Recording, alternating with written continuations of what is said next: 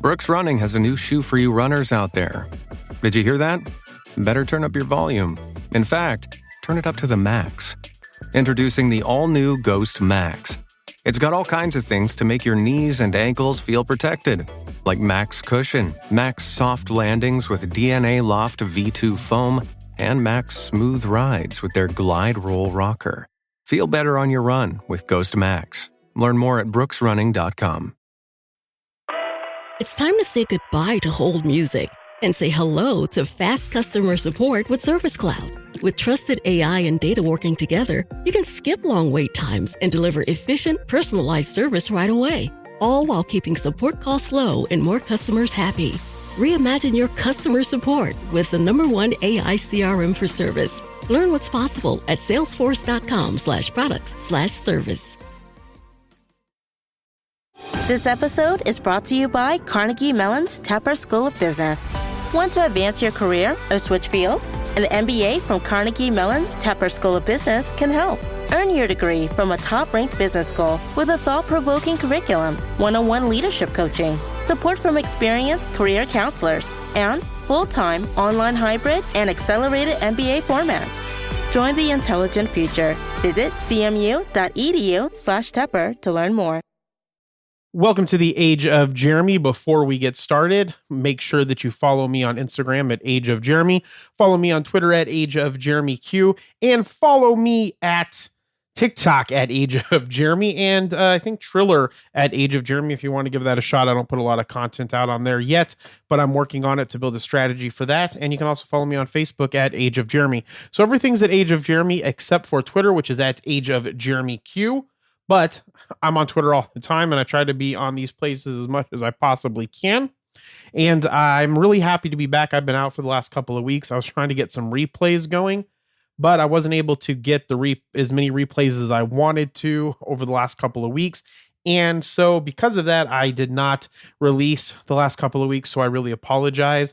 But I am back, and I have a lot of great things I want to talk about. And maybe if I can make sure that I get the time or make the time to do it, I can get more episodes out this week so we can kind of get caught back up, because I know that all of you love to hear my amazing gasping for air, amazing voice. I'm just playing. Okay. So today I'm going to talk about something really, really important. I'm going to be talking about mental health. It's been something that I've been thinking a lot about.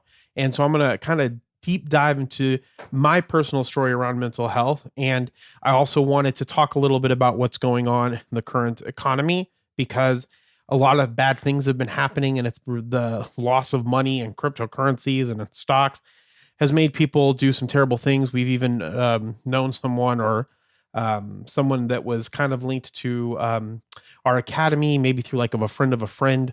They unfortunately committed suicide based off of their losing money with the Terra Luna collapse. And so because of that, I've just been thinking a lot about how we look at life and how we think about mental health, and how maybe we're teaching our kids about mental health or the people that we're around, and we don't have enough conversations about it. And I want to have a conversation about it today. So I'm going to share my story of mental health, and then also things that I do to help me cope through it. I don't necessarily, again, I'm not a counselor, and I'm going to provide some resources that you can go to in the episode description if you ever want to talk to somebody about anything, because I think that that's very important.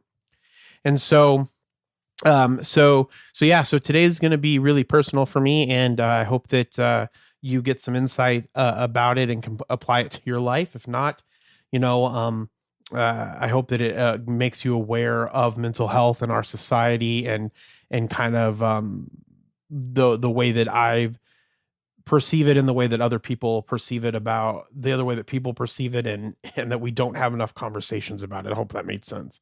Again, this isn't scripted or anything. It was just something that I wanted to talk to you about from the heart. And so that's what I'm going to talk about today. So before I do that, though, let's go and hear some of that amazing intro music.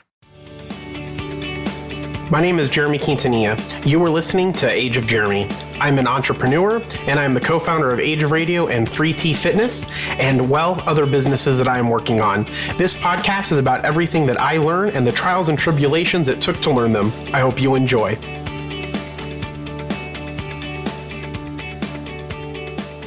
All right, so I'm going to try to tell this story as best as I can about how I struggle with mental health, and how I've been struggling with it my whole life, and and I hope that it provides you some insight into mental health and to the benefits of getting counseling, and not only counseling from the fact if you're suffering from some type of mental health disability like I do, but also from being able to understand the benefits of learning how to communicate with the people that you love, whether that's family, whether that's with your wife or your girlfriend or boyfriend or partner, I guess would be a better way to say it.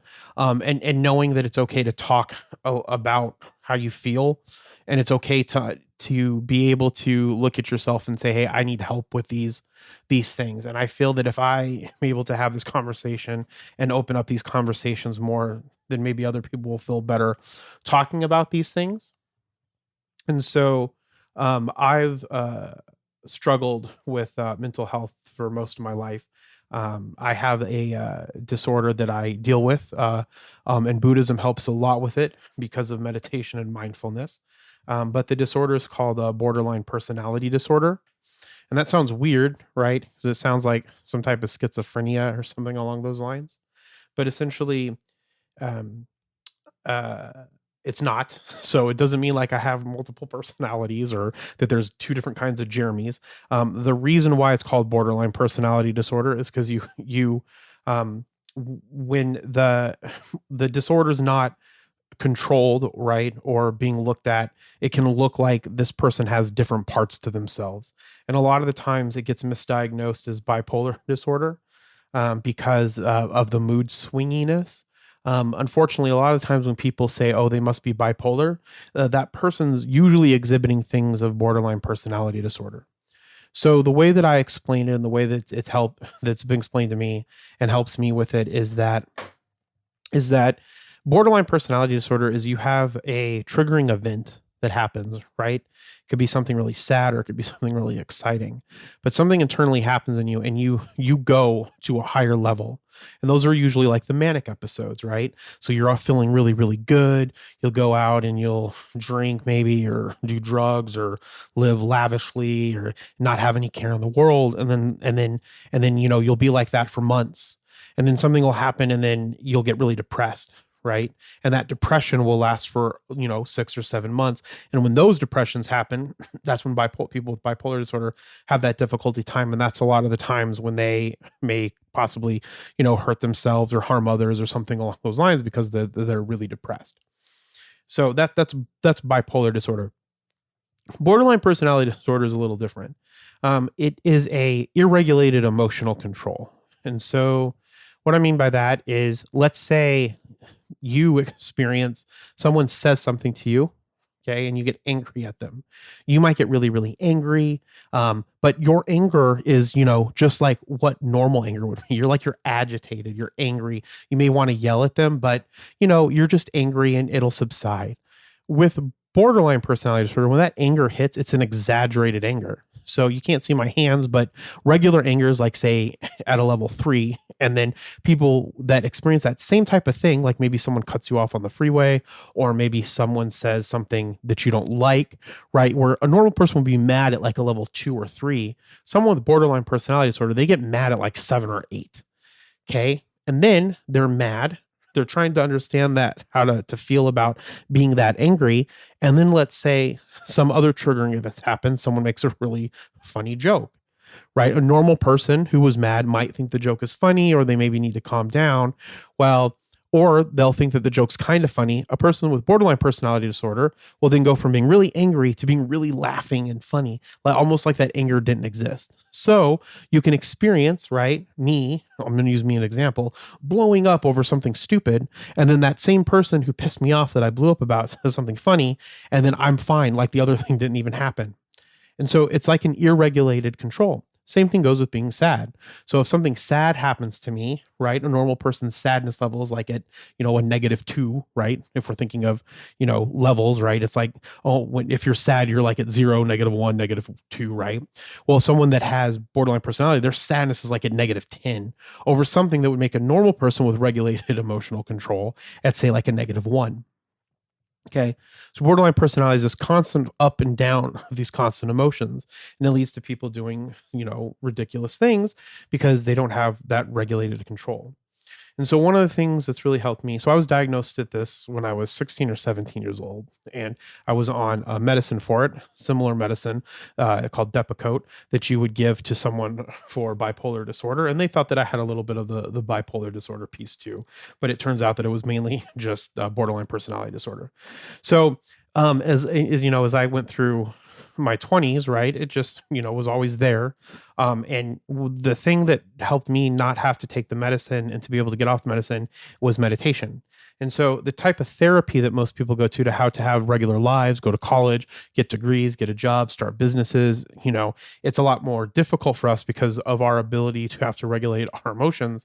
But meditation really helps with that, because when you're in the moment, you get to experience those emotions a lot slower and a lot deeper and a better understanding. And so mindfulness that's taught through, like, say, Zen meditation or through different techniques, through therapy, which I've gone through, is that you learn more along the lines to live in the moment and be okay with how things are. And so Buddhism, I think, really helps with that piece of it for me, because Buddhism says that things are just the way that they are. They're not really good and they're not really bad. They just are. Right. And how you react to those emotions is your control over your ability to have those emotions. Okay.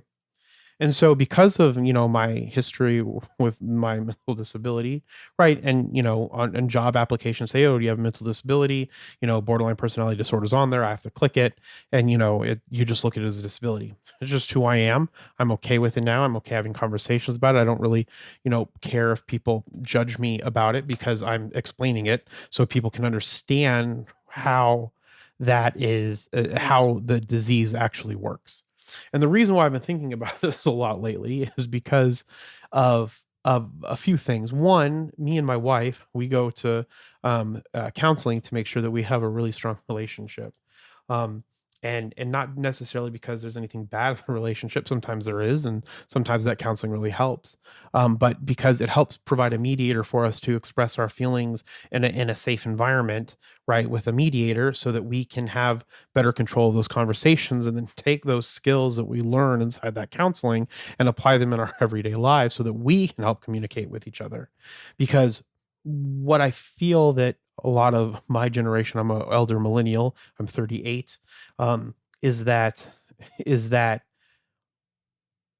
we still come from that baby boomer. Like, my mom's a baby boomer. And so the baby boomer mindset is, you don't talk about your feelings. That's how my stepdad was.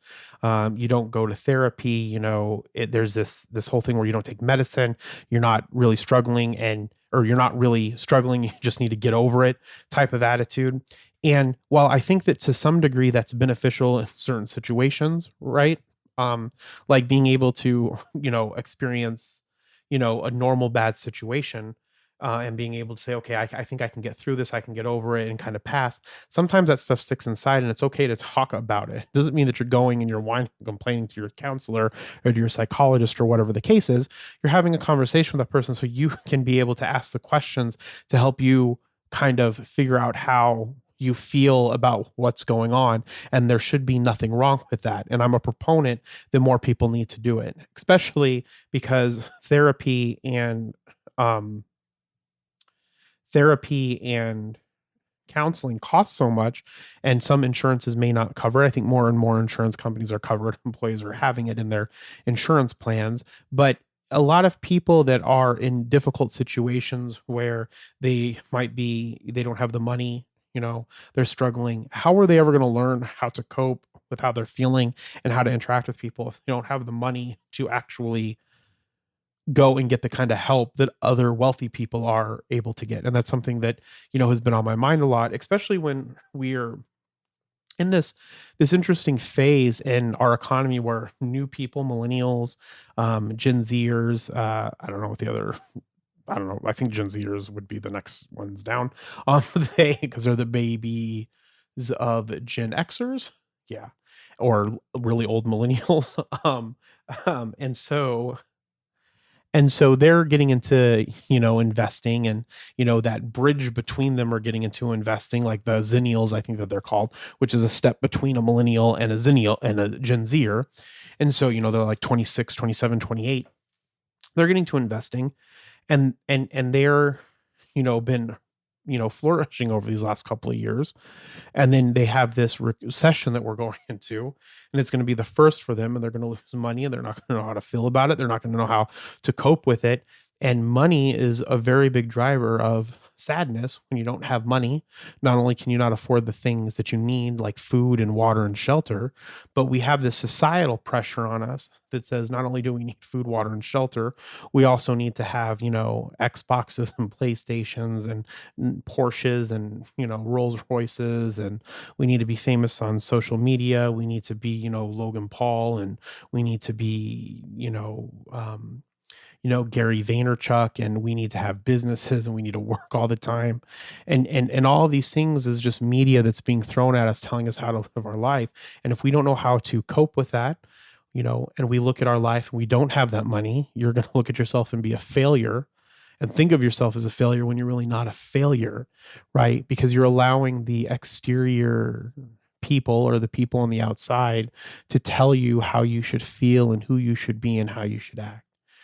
And that's one of the things that I hope in my social media and my podcasting that I can get across to everybody, that while I'm very blessed, very fortunate that I have a degree in finance, and I have a degree in accounting, and I have a master's in business administration and a master's in marketing, is that I'm a master's, a certificate in marketing. I don't want you to think that I have like a full master's in marketing.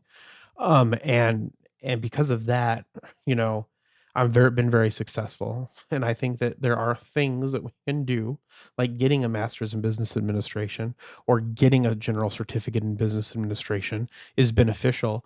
But I would always say, think about the things that you were when you were a kid that you loved to do, and do those things. That's one of the biggest regrets of my life.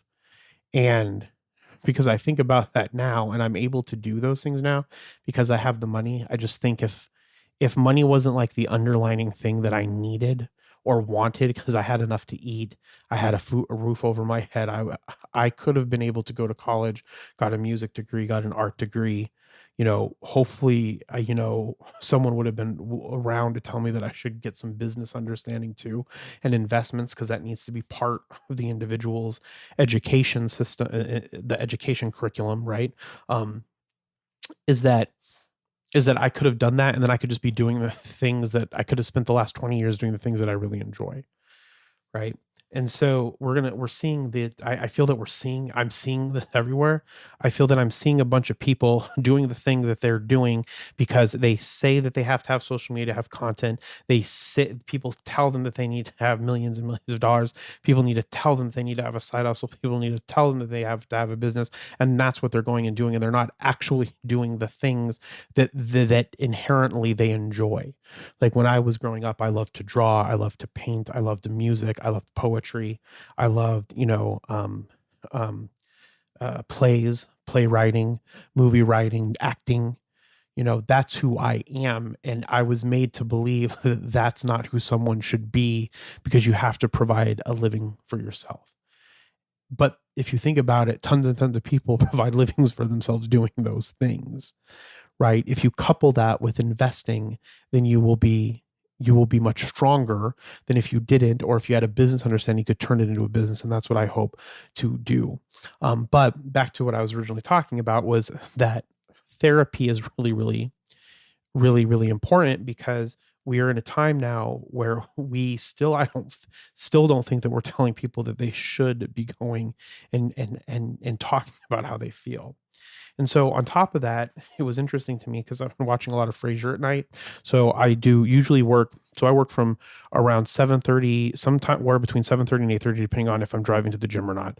7:30, and then I work until about 3:34. Go to the gym, like to work out, not my gym that I own in Mesa, but the gym on my side of town to work out. I'll come back home, depending on if Danielle's are home or not. I'll work another hour or two. If she is home, then I'll hang out with her. And then when she goes to bed around 8 or 9, then I'll work for another 3 or 4 hours till about midnight or 1. And then I'll go to sleep. I probably should sleep more.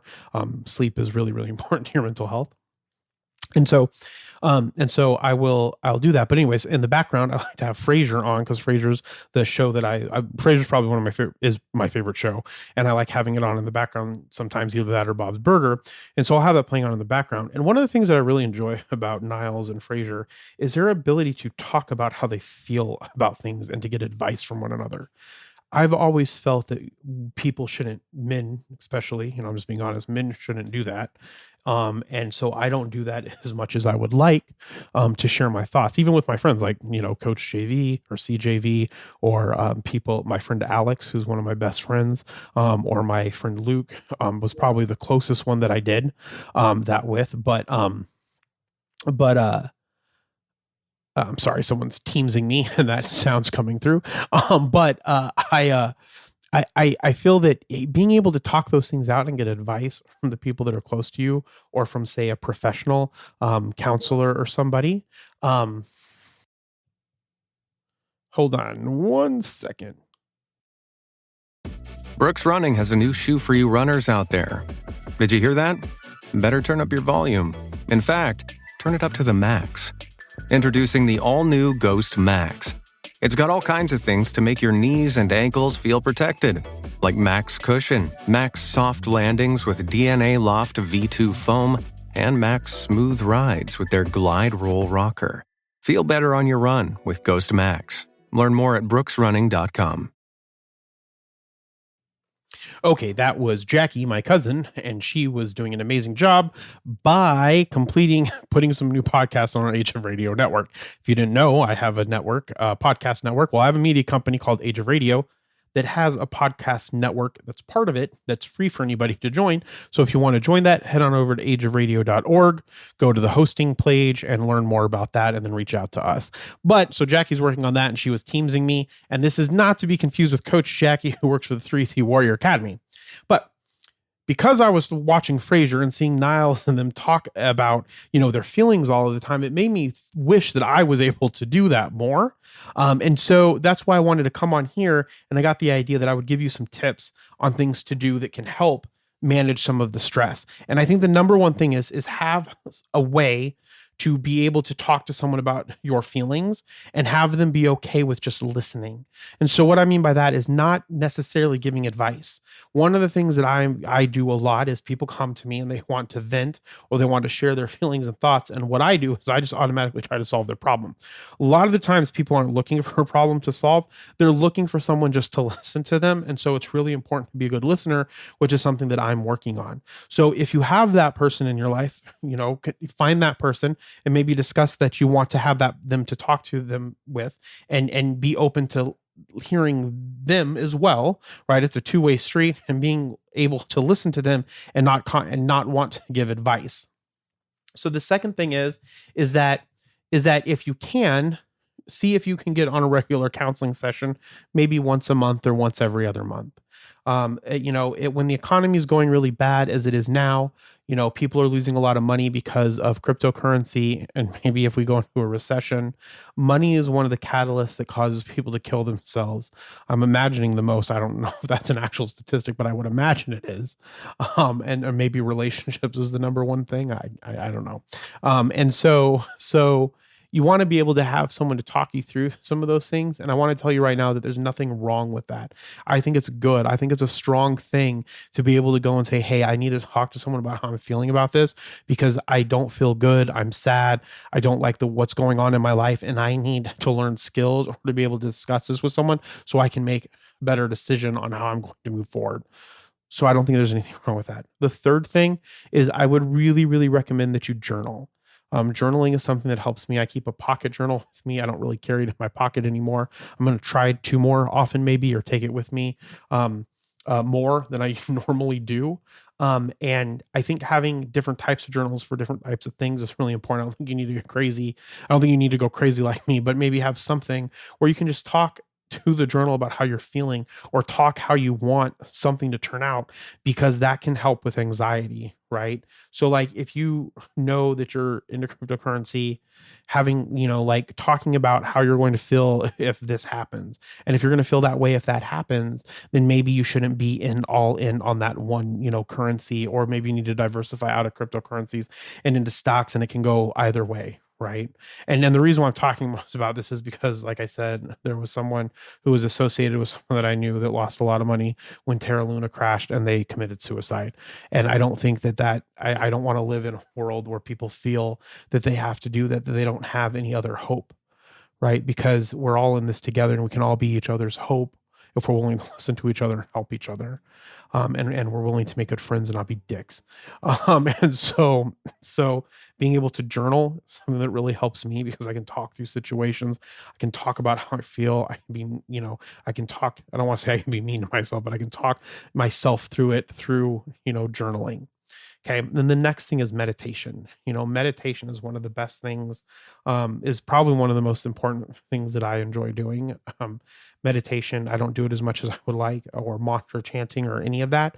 But when I was going through most of my darkest periods in my life, or the most struggling periods of my life, meditation and religion, specifically, Buddhism, has always helped me out, because it's been able to center me and ground me and keep me mindful. And it also helps with visualization, depending on the type of meditation you're doing. So I would recommend getting involved with meditation, getting involved with being able to sit for long periods of time, meditate on something for long periods of time, visualize your life. Because even if you don't believe that, there's magic inside of us, we can visualize, and we can, as above, so below, that we can visualize the world that we want, and that's what we'll get. Just being able to visualize how you want your life to be will help you be able to be more confident in the decisions that you're making. And that can really help with how you're feeling about certain things. And then the last one is, I can keep going on and on, but the main last one is exercising, right? I'm not going to lie. I love eating everything that I see. I can eat cookies. I can eat ice cream. I can eat candy. I can eat pizza. I can eat salad. I can eat, a vegetarian dish. I can eat tofu. I just love food, but, and I probably should cut back on food, but I love exercising. Try to exercise for an hour and a half every day. I do weights, different types of weights. I like working with my bow, which is a long stick like Donatello used in the Ninja Turtles. I like bow fighting. I like martial arts. I love all of that stuff, because I feel good after I exercise, and it helps keep my diabetes under control, and it just makes me feel good, right? You're going to have, I'm assuming, dopamine or serotonin or something, increase inside your brain, that you're just going to feel amazing. And that's why I feel amazing. So that's why I'm always happy. I'm always happy because I exercise and I'm mindful. Right. And so I don't necessarily think that everybody needs to, I think that those steps would help everybody. I don't think people need to have my outlook on life. My outlook on life is pretty dim, but it helps me get through life. So I'm going to share it with you. My outlook on life is we're all going to die. Nothing's going to last forever. So we might as well be happy in every moment that we have, right? With the people that we're with what we're doing. There's no reason to ever be sad. So a long time ago, I just made the decision to not be sad about stuff. I made the decision that I was the one that can choose how I feel about the situations that I'm in. And so I don't get sad. I don't get happy. I'm just how I want to be. So people don't make me happy. I make myself happy. I'm choosing to be happy, right? And I can choose not to be sad. I can choose to be joyful. I can choose to be compassionate. I can choose how I feel about the situations. And I'm not saying that that's an easy thing to do. And I'm not saying I'm perfect at it. I'm saying that I've been doing that for a really, really long time. And it helps me because of that, I know that I'm the one that gets to choose the reaction to any situation that I am in. And that makes me okay with life, because then I know that my life is the way that it is because of the choices that I'm making, and therefore hopefully I am making the right choices, right? So I'm going to put some resources in the description of the episode. If you need to talk to somebody about mental health or about how you're feeling, or maybe you just need, I don't think it's necessary. I think the other thing about counseling is we think that if we're going to counseling, we think that there's something wrong with us. It's not. I like going to my personal counselor because I like learning about new techniques on how I can deal with situations in my life, right? It's because it's self-development to me. I want to go there so I can say, this is how I'm feeling, and this is how I want to be feeling, or this is how I want to react in a certain situation. Do you have any advice for me, or do you have any, exercises that I can do to help me be better at these types of situations, right? Maybe if I'm upset with my mother, I get upset with my mom a lot, and it's not her fault. It's my fault that I do it, right? Even though I just had that long conversation about other people, like I'm choosing to get upset at her. I'm not choosing not to get upset with her. And I don't know why that is. And that could be because there's, something unresolved between my relationship with my mother. So if I'm talking to my counselor, I can say, hey, counselor person, this is how I'm feeling in this situation. It's not my mom. There's something that I'm doing wrong or I'm not allowing to happen. What do you think that is? She'll ask me questions and I can come to a solution to that problem. And there is nothing wrong with that. And you should never let anybody feel that if you're going and doing that to try to better yourself, that you're doing something wrong or you're weak or anything along those lines, because we need to have we need to have better conversation in this country about mental health. And we need to be okay when someone else is expressing that their mental health issue or that they're feeling a certain way or that they need help with the situation, because there's nothing wrong with wanting help and wanting to get better. And that's what we should be focusing on, is getting better. And if each and every one of us do that, then we will live in a much better world. So, so that's everything that I wanted to talk about. I know it was kind of, hopefully it didn't sound all over the place, but this was just something I wanted to get off of my chest about my life, because it's something that I've been thinking a lot about, and hopefully people can take the tips that I've given and take them and run with them and utilize them in their lives, or maybe they're going to feel better about going and getting some type of counseling to make their life better. And so with that, I hope you had a good time. We'll talk to you next time. Oh, and remember, be thankful, grateful, and kind. We will talk to you next time. Bye. Thank you for listening to The Age of Jeremy. Make sure to subscribe on your favorite podcatcher. If you can do me a favor, please rate this podcast if your podcatcher allows you to. Talk to you soon.